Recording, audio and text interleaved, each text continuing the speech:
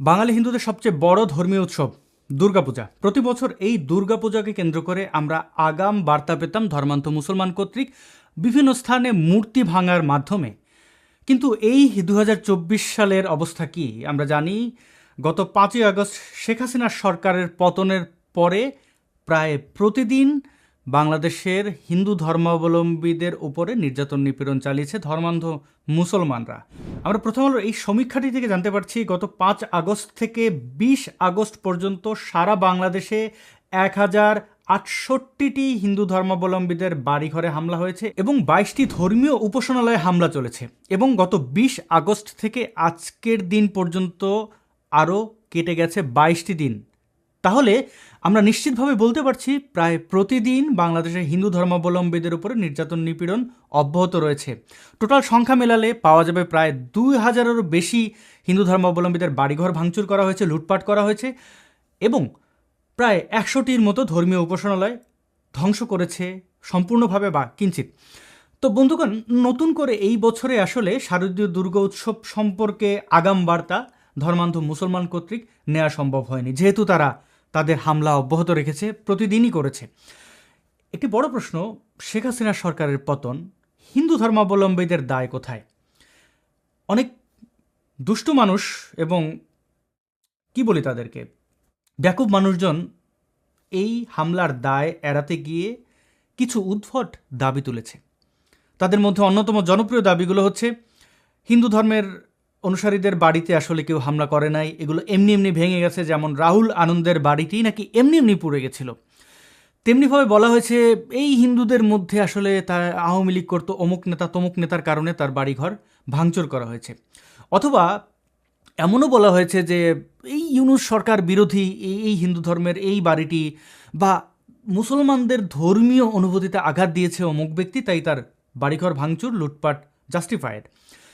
এরকম দুষ্টু কথাবার্তা, এরকম নির্বোধের বাক্যগুলো আমরা শুনে শুনে অভ্যস্ত হয়ে গেছি। সরকার কি বলছে? আমরা যদি অতীতের কথা ভাবি, শারদীয় দুর্গা উৎসবকে কেন্দ্র করে আওয়ামী লীগের এই যে দীর্ঘ একটা টাইম লাইন, 15 বছরের বেশি সময় ধরে ক্ষমতায়, তারা কি বলতো সংবাদ সম্মেলন করে? আমরা গত 4-5 বছরের স্মৃতিচারণ করতে গেলে এই চেহারাটি আমাদের সামনে ভেসে বেড়ায়। আসাদুজ্জামান খান কামাল, সাবেক স্বরাষ্ট্রমন্ত্রী, সংবাদ সম্মেলন করে বলছেন হিন্দু ধর্মাবলম্বীরা তাদের বাদ্যযন্ত্র নিয়ন্ত্রণ করতে হবে আজান এবং মুসলমানদের নামাজ চলাকালীন সময়। এখন অর্থাৎ এই ইউনূসের নেতৃত্বে যে অন্তর্বর্তীকালীন সরকার আছে, তাদের বক্তব্য কি? চলুন আমরা এই ভিডিওটি থেকে স্পষ্ট হই। ভিডিওটিতে যে ব্যক্তিকে আপনারা দেখতে পাচ্ছেন তিনি স্বরাষ্ট্র উপদেষ্টা এবং তিনি অবসরপ্রাপ্ত লেফটেন্যান্ট জেনারেল, তার নাম মোহাম্মদ জাহাঙ্গীর আলম চৌধুরী। তিনি হিন্দু ধর্মাবলম্বীদের উদ্দেশ্য করে এই কথাগুলো বলছেন। আজান ও নামাজের সময় যেন কোনো বাদ্যযন্ত্র বা মাইকের ব্যবহার নিয়ন্ত্রণ রাখা, মাইক সেই সময় বন্ধই রাখতে হবে। এটাও ভাই আমাদের সাথে মাইক বন্ধ রাখতে হবে। প্রথমে নিয়ন্ত্রণ শব্দটি ব্যবহার করেছেন, যেটি চর্বিত চর্বণ। সাবেক সরকার, আওয়ামী লীগ সরকারের মন্ত্রী এমপিদের এই ধরনের কথাবার্তা বলতে শুনেছি।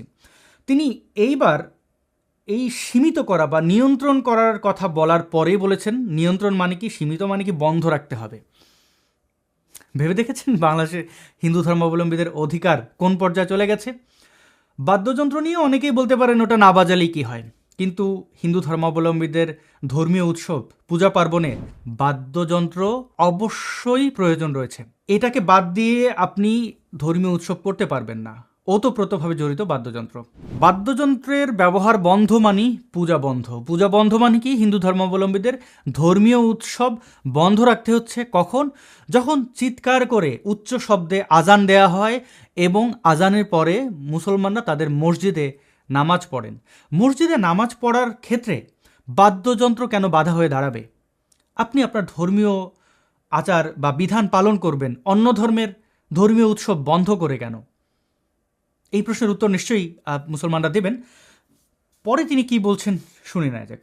এগ্রি করছে আজানের কমের পক্ষে 5 মিনিট আগেই এই ধরনের কার্যকলাপ বন্ধ রাখতে হবে এবং নামাজ শেষ হওয়া পর্যন্ত এই ধরনের কার্যকলাপ বন্ধ রাখতে হবে। তিনি শব্দটি কি ব্যবহার করলেন? এই ধরনের কার্যকলাপ আজানের 5 মিনিট আগে থেকে বন্ধ রাখতে হবে। হিন্দু ধর্মাবলম্বীদের ধর্মীয় উৎসবকে তিনি বলছেন এই ধরনের কার্যকলাপ। আমরা এই শব্দটি নেতিবাচক বিষয়ে ব্যবহার করে থাকি। কেউ কোনো অপরাধ করলে আমরা কি বলি? তুমি এই ধরনের কার্যকলাপ বন্ধ করো। কেউ নেশা করলে কি বলি? এই ধরনের নেশা ভেশা ছেড়ে দিয়ে ভালো হয়ে যাও, সুস্থ হয়ে যাও। অবসরপ্রাপ্ত মিলিটারি উচ্চপদস্থ কর্মকর্তা হিন্দু ধর্মাবলম্বীদের উদ্দেশ্য করে এই শব্দটি ব্যবহার করতে পারেন কি? তার চেহারার দিকে তাকালে আপনি দেখতে পাবেন কপালে বেশ বড় দাগ রয়েছে। এই ধরনের দাগ কাদের থাকে আমরা জানি। তাকে কি আপনি ধর্মান্ধ মৌলবাদী মুসলমান বলবেন? দাড়ি নেই, মাথায় টুপি নেই, কপালে যদিও দাগ আছে, এবং তার মুখ থেকে যে ধরনের শব্দ বের হলো সেইখান থেকে কিন্তু আমরা স্পষ্ট যে তিনি একজন ধর্মান্ধ মুসলমান, হিন্দু ধর্মাবলম্বীদের চরমভাবে ঘৃণা করেন। তাই তো তাদের ধর্মীয় উৎসবকে তিনি এই ধরনের কার্যকলাপ বন্ধ রাখতে হবে এবং নামাজ শেষ হওয়া পর্যন্ত এই ধরনের কার্যকলাপ বন্ধ রাখতে হবে। সংবাদ সম্মেলন করে উপস্থাপন করছেন এই ধরনের কার্যকলাপ বন্ধ রাখতে হবে। এটা হচ্ছে বাংলাদেশ। তিনি যদি শিক্ষাহীন হতেন, ধরে নিতাম শব্দের ব্যবহারে তিনি ভুল করেছেন। বাংলার এই শব্দটি ব্যবহারে তিনি ভুল করবেন একজন সাবেক লেফটেন্যান্ট জেনারেল পদমর্যাদার ব্যক্তি, এটা কোনোভাবেই গ্রহণযোগ্য না। হিন্দু ধর্মাবলম্বীদের ব্যাপারে তার যে ঘৃণা, বিদ্বেষ, সেগুলোর বহিঃপ্রকাশ করেছেন তিনি। কাউকে তোয়াক্কা করা হচ্ছে না। এটা হচ্ছে বর্তমান সরকারের অবস্থান। আমরা প্রতিনিয়ত বিভিন্ন আষাঢ়ে গল্প শুনতে পাই। কী সেই গল্প? ধর্ম উপদেষ্টা, হেফাজতে ইসলাম নেতা সেই খালিদ হাসান তিনি কি বলে বেড়াচ্ছেন? তিনি বলছেন এইবারকার দুর্গাপূজায় পাহাড়ায় থাকবে মাদ্রাসার ছাত্ররা। মাদ্রাসার ছাত্ররা পাহাড়ায় থাকতে হবে কেন? যেখানে মসজিদে পাহারা দিতে হয় না, সেখানে মন্দিরে কেন পাহারা দিতে হবে? হামলা কারা করে? মন্দিরে পাহারা না বসিয়ে মাদ্রাসার শিক্ষার্থীরা যদি তাদের মাদ্রাসাকে পাহারা দিত, তাদের মসজিদকে পাহারা দিত, তার এলাকায় থাকা উগ্র ধর্মান্ধ মুসলমানটিকে পাহারা দিত, তাহলে কিন্তু কোনো ধরনের হামলা, ভাঙচুর, লুটপাটের ঘটনা আমরা দেখতাম না। আমাদের বাংলাদেশে মুসলিম পরিবারগুলোতে একজন করে সদস্য যদি সচেতন থাকতেন, যিনি কিনা মনে করেন এই দেশে সকল মানুষের বসবাসের অধিকার রয়েছে, অমুসলিমদের উপরে হামলা, নির্যাতন, নিপীড়ন চালানো যাবে না, তাহলে ওই পরিবার থেকে আসা কোনো সন্তান এই অপরাধ করার সাহস পেত না। কিন্তু দুঃখজনক হলো সত্য, আমাদের বাংলাদেশের মুসলিম পরিবারগুলোর মধ্যে যারা উগ্র রয়েছেন তারা এটা মনে প্রাণে বিশ্বাস করেন হিন্দু ধর্মাবলম্বীদের উপরে হামলা চালানো বৈধ, তাদের মালামাল লুটপাট এবং তাদেরকে দেশ থেকে বিতাড়িত করাও বৈধ। যেমনটা অনেকেই স্ট্যাটাস দিয়ে আবু তো আদনানের মতো মোল্লা মুন্সিরা জানান দিয়েছেন যে তারা এই ধরনের হামলা, ভাঙচুর, নির্যাতন, নিপীড়নের স্বপ্ন দেখছেন। যারা সেই স্বপ্ন এখন বাস্তবায়ন করছেন তাদেরকেও তারা সাধুবাদ দিচ্ছেন। তাহলে আপনি কি আশা করতে পারেন? যেটা বলছিলাম, খালিদ হাসান তিনি এই মাদ্রাসা ছাত্রদেরকে মন্দিরের পাহারার নামে তাদের যে কূটকৌশল সেটি চরিতার্থ করবেন, যেটা আমরা বাংলাদেশের এখন প্রায় সব জায়গায় দেখতে পাই। জামাত ইসলামের নেতাকর্মীরা হিন্দু ধর্মাবলম্বীদের ত্রাণ দেওয়ার নাম করে, তাদের উপর হয়ে যাওয়া হামলা বন্ধের নাম করে ইসলাম ধর্মে ধর্মান্তরিত করার জন্য বই দিচ্ছেন, তাদের সই নিচ্ছেন এবং দোয়া দুরুদ পড়াচ্ছেন। দেখুন তো, এই ভিডিওটি একজন হিন্দু ধর্মাবলম্বীকে আপনি দোয়া পড়াচ্ছেন, এটা কেমন চিত্র হতে পারে? আমরা কিছু অংশ দেখি। বলেন আসসালাতু বলেন সাল্লাল্লাহু আলাইহি ওয়াসাল্লাম। দেখলেন, এই মানুষটি অর্থাৎ হিন্দু ধর্মাবলম্বী ব্যক্তিটি উচ্চারণ করতে পারছেন না। এটা তো তার ধর্মীয় বিভিন্ন মন্ত্র বা কিছুই না, তাহলে তিনি কেন উচ্চারণ করবেন? আপনি একটু কল্পনা করুন তো, খুব দূরের উদাহরণ দেব না, ইসরায়েল আমি টানতে চাইছি না, ভারতের কথাই। কোনো একজন মুসলমানকে অনুকূল ঠাকুরের একটা মন্ত্র পড়ানো হচ্ছে এবং সেই মুসলমানটি দাড়িওয়ালা, টুপিওয়ালা বা সাধারণ কোনো খেটে খাওয়া মানুষ, তিনি উচ্চারণ করতে পারছেন না। আপনি যে ধর্মান্ধ মুসলমান, এই যে আপনি যে দেখছেন, আপনার তখন কেমন লাগবে? তখন তো আপনি অধিকারের ব্যাপারে খুব চিৎকার করবেন যে এটা মানবাধিকার লঙ্ঘন, এইভাবে একজন মুসলমানকে হিন্দু ধর্মের বিভিন্ন আচার আচরণ জোর করে করানো ঠিক হচ্ছে না। ঠিক তেমনিভাবে কি এই প্রশ্নটা করছেন একজন হতদরিদ্র মানুষ, গ্রামের সহজ সরল হিন্দু ধর্মাবলম্বী, তাকে আপনি এ ধরনের দোয়া দুরুদ পড়াচ্ছেন এবং সেটি ভিডিও ধারণ করে আপনার মতো উগ্র ধর্মান্ধদের মনোরঞ্জনের ব্যবস্থা করে দিচ্ছেন। একটি ধর্মের মানুষের জন্য এটা কত বড় অপমান। ধর্মমন্ত্রী কি এগুলো দেখেন না? মানে উপদেষ্টা মানিত মন্ত্রী, স্বরাষ্ট্র উপদেষ্টা বা স্বরাষ্ট্রমন্ত্রী যে ধরনের বক্তব্য দিলেন।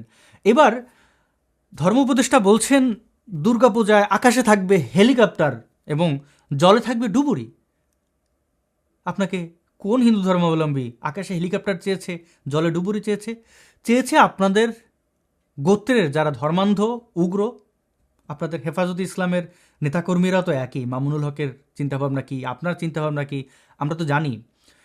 তো আপনি সেই জায়গাগুলোতে ওষুধ না দিয়ে আপনি বরং উল্টো এই হেলিকপ্টার ডুবুরির মাধ্যমে হিন্দু ধর্মাবলম্বীদের নিয়ে প্রহসন করে বেড়াচ্ছেন। এই অন্যায় কিন্তু মানুষ বেশি দিন মেনে নেবে না। আপনি ওয়াজ মাহফিলে কী ধরনের বক্তব্য দেন, কী ধরনের কথাবার্তা বলেন, সেই প্রসঙ্গ আজকে বা আমি নাই তুললাম, যদিও একটু অংশ দেখানো উচিত। তিনি মানে এই খালিদ সাহেব ওয়াজ মাহফিলে বলছেন বালকদের দেখলে পাগল হওয়া যাবে না। বালক কারা? চলো আমরা ভিডিওটি আগে দেখি। ক্ষমতার জন্য মানুষ পাগল, সেক্সের জন্য মানুষ পাগল, সুন্দর বালক দেখলে আমরা পাগল হয়ে যাই, সুন্দরী মেয়ে দেখলে আমাদের হোশ থাকে না। এই তিন জিনিস থেকে যদি উঠতে উঠতে পারি। মাদ্রাসায় প্রতিনিয়ত যে বলাৎকার হয়, এই বলাৎকারের কারণ হচ্ছে এই খালিদ হোসেনের দলের বা তার মতো বিভিন্ন পেশাজীবী মানুষ যারা নিজেদেরকে শিক্ষক বলে থাকেন মাদ্রাসা বা মক্তবের, সেই সকল শিক্ষকরা বালকদের, সুন্দর বালকদের দেখলে কি করে বুঝতে পারছেন? তারা আকৃষ্ট হয়। এটা পেডোফিলিয়া লক্ষণ। এবং সে সকল বাচ্চাদেরকে ধর্ষণ করে মাদ্রাসায় ফেলে, মসজিদে ফেলে। এবং সেই সকল শিক্ষার্থীদের অভিভাবকরা মোল্লা মুর্শিদের চেহারার দিকে তাকে ইসলামের বদনাম হবে এই বিবেচনায় এই অপরাধগুলোর বিচার সেভাবে করে না। 1000 ঘটনার মধ্যে বা 100 ঘটনার মধ্যে হয়তো আমরা 2-1টি ঘটনা দেখতে পাই। মিস্টার খালিদ, আপনার তো উচিত হিন্দু ধর্মাবলম্বীদের ধর্মীয় স্বাধীনতা রক্ষার পাশাপাশি মাদ্রাসার এই ধরনের শিক্ষার্থীদের জীবনের নিরাপত্তা দেওয়া, তাদেরকে ধর্ষণের হাত থেকে বাঁচানো। সেসব না বলে আপনি খুব ক্যাজুয়ালি কথাবার্তাগুলো ওয়াজ মাহফিলে বলে বেড়াচ্ছেন বালকদের দেখলে সিডিউস হওয়া যাবে না। সুন্দর বালক দেখলে আমরা পাগল হয়ে যাই। আপনার মূল জায়গায় অনুসন্ধান করা উচিত, সমস্যাগুলো চিহ্নিত করা উচিত। আপনারা তো চিহ্নিত করার জন্য ক্ষমতায় আসেননি, আপনাদের উদ্দেশ্য ভিন্ন। তবে জাতি আপনাদের ক্ষমা করবে না। যেভাবে এই দেশের মানুষের নিরাপত্তা বিঘ্নিত করছেন, খুব বেশি দিন আপনাদের এই ক্ষমতা থাকবে না। অনেকেরই প্রশ্ন থাকে যে বাংলাদেশে তো অনেক ধর্মের মানুষ আছেন, হিন্দু ধর্মাবলম্বীদের নিয়ে এত কেন কথা বলতে হবে, তাদের উপরে এত কেন হামলা হয়, তাদের কি খুব বেশি দোষ বা তাদের বোধহয় কোনো ঝামেলা আছে, তাই না? এই প্রশ্ন অনেকেরই মনে। একটু চলুন আমরা ভেবে দেখি, বাংলাদেশের ধর্মান্ধ মুসলমানরা, উগ্রবাদী সাম্প্রদায়িক মুসলমানরা হিন্দু ধর্মাবলম্বীদেরকে এই দেশের নাগরিক মনে করেন কি? উত্তর হচ্ছে না, তারা এই দেশের নাগরিক হিন্দু ধর্মাবলম্বীদের মনে করেন না। তারা মনে করেন হিন্দু ধর্মাবলম্বীদের বাড়ি বা দেশ হচ্ছে ইন্ডিয়া বা ভারত। এবং তারা নিজেরা যেভাবে সৌদি আরবকে পূর্ণভূমি মনে করেন বা অন্যান্য আরবের দেশগুলোকে নিজের দেশের চেয়ে বেশি ভালোবাসেন, 1971-এর রাজাকারেরা বাংলাদেশের নিজের ভূমির চেয়ে পাকিস্তানকে গুরুত্বপূর্ণ মনে করেছিল বলেই তো এই দেশের সাথে গাদ্দারি করেছিল, পাকিস্তানি হানাদার মিলিটারিদের সাহায্য করেছিল এই দেশের মুক্তিকামী মানুষদের হত্যা এবং এই দেশের নারীদেরকে ধর্ষণ করার ক্ষেত্রে। তো এরকম যুগ যুগ ধরে তারা প্রমাণ করে এসেছে তাদের কাছে নিজের দেশের চেয়ে বেশি গুরুত্বপূর্ণ তাদের সো কল্ড পূর্ণভূমি।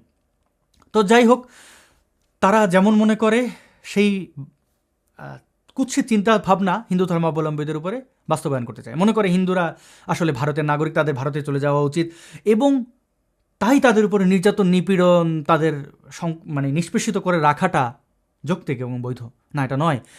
যারা কলকাতায় গেছেন তারা নিশ্চয়ই প্রথমে যে জায়গাটিতে ওঠেন মার্কেট স্ট্রিট বা নিউ মার্কেট এরিয়ায়, সেখান থেকে খুব কাছে বিজয়গড়, যাদবপুর। মহানায়ক উত্তম কুমার মেট্রো স্টেশনে নেমে খুব সহজেই আপনারা যাদবপুর বা বিজয়গড় যেতে পারবেন। সেখানে গেলে দেখতে পাবেন বাংলাদেশ থেকে বিতাড়িত হওয়া 1947 সাল থেকে 71 বা পরবর্তী সময়ে যে হিন্দু ধর্মাবলম্বীরা সেখানে আশ্রয় নিয়েছেন তাদের জীবন মান কেমন, তারা কতটা কষ্ট করছেন। আরও ভালো হবে, বালিগঞ্জ, ঢাকুরিয়া সহ বিভিন্ন রেলওয়ে স্টেশনের পাশ ধরে যতগুলো বাড়ি আছে, বাড়ি তো নয়, খুপড়ি, সেখানে গিয়ে জিজ্ঞেস করবেন আপনারা কোন দেশ থেকে এসছেন, আপনাদের আদিভিটা কোনটা, বাংলাদেশের নাগরিক। সরকারি খাস জমিতে তারা মাথা গোজার ঠাই হিসাবে বেছে নিয়েছেন খাস জমিকে, এবং সেখানে জীবন বাঁচানোর জন্য মানে শ্রমিকের কাজ থেকে শুরু করে যত ধরনের আমাদের এই উপমহাদেশে অবজ্ঞা বা তাচ্ছিল্যের কাজ আছে সেগুলো তারা করে বেঁচে থাকছেন। আপনি একই চিত্র দেখতে পারবেন আসামে, আপনি একই চিত্র দেখতে পারবেন ত্রিপুরায়। এই দেশ থেকে সহায় সম্বল হারিয়ে যারা অন্য দেশে গিয়ে আশ্রয় নিয়েছেন তাদের জীবনটা সাধারণ আপনার আমার মতো নয়। হ্যাঁ, আমিও বিতাড়িত একজন হিসেবে এই দুঃখ দুর্দশা বোঝার চেষ্টা করেছি। আপনারা যারা ঘুরতে যাচ্ছেন, আনন্দ উল্লাস করতে যাচ্ছেন ভারতে, তারা একটু খোঁজ নিয়ে দেখবেন তারা কোন অবস্থায় আছেন। বাংলাদেশের হিন্দুদের মধ্যে যারা খুব বিত্তবান তাদের উদাহরণ ভিন্ন, বা বর্ণ ব্রাহ্মণ যারা আছে তারা ঠিক সুবিধা মতো পালিয়ে যায়, তারা আরামায়েশে থাকে। কিন্তু সেই সংখ্যাটা বাংলাদেশে কত? 99% মানুষ আসলে এই দেশের হিন্দুরা সাধারণ। হয়তো এই দেশে তাদের চাষবাসের জমি আছে, ঘরবাড়ি আছে, গবাদি বিভিন্ন প্রাণী আছে, কিন্তু সেই সকল কিছু মুসলমানদের নির্যাতন নিপীড়নে হারিয়ে তারা মানে গোজার যে ঠাঁই হিসেবে ভারতকে বা অন্য দেশে যাওয়ার চেষ্টা করছেন, সেখানে বসতি স্থাপন করার চেষ্টা করছেন। তাদের জীবনটা খুব কঠিন, যে কারণে হিন্দু ধর্মাবলম্বীদেরকে নিয়ে আমাদের অনেক বেশি সতর্ক থাকতে হবে।